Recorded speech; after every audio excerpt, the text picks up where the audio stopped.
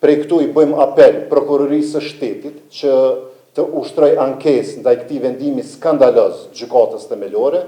Njëjtën kohë kërkojmë nga gjykata e apelit që çështjen ta rikthejë në gjykatën themelore.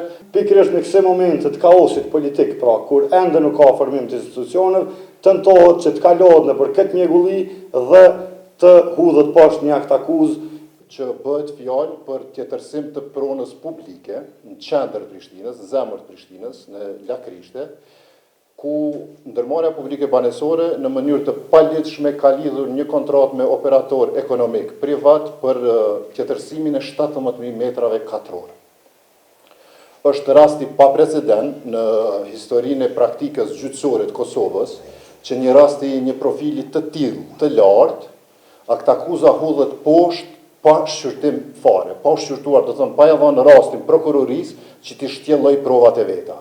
Në këtë rast është evidente se gjykata me këtë akt vendim ka rrezikuar tej mase pronën publike në Prishtinë.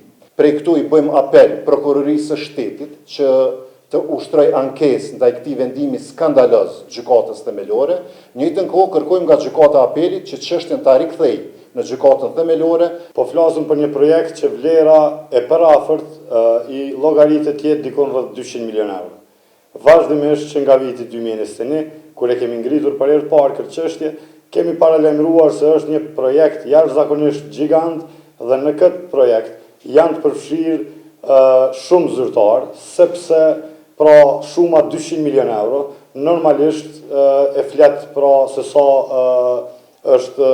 sa gjigant është ky projekt. Që është një projekt korruptiv, ku fatkeqësisht prej e këtij projekti korruptiv po bjen edhe sistemi i drejtësisë. Se një projekt i tillë normalisht nuk mund të inicohet dhe të nisë pa persona të fuqishëm që qëndrojnë pas. Dhe ende pa u gjykuar landa, pra janë bajt vetëm 2 seanca dhe për një moment pikërisht në kësaj momente të kaosit politik, pra kur ende nuk ka formim të institucioneve, tentohet që të kalohet nëpër këtë mjegulli dhe të hudhet poshtë një akt akuzë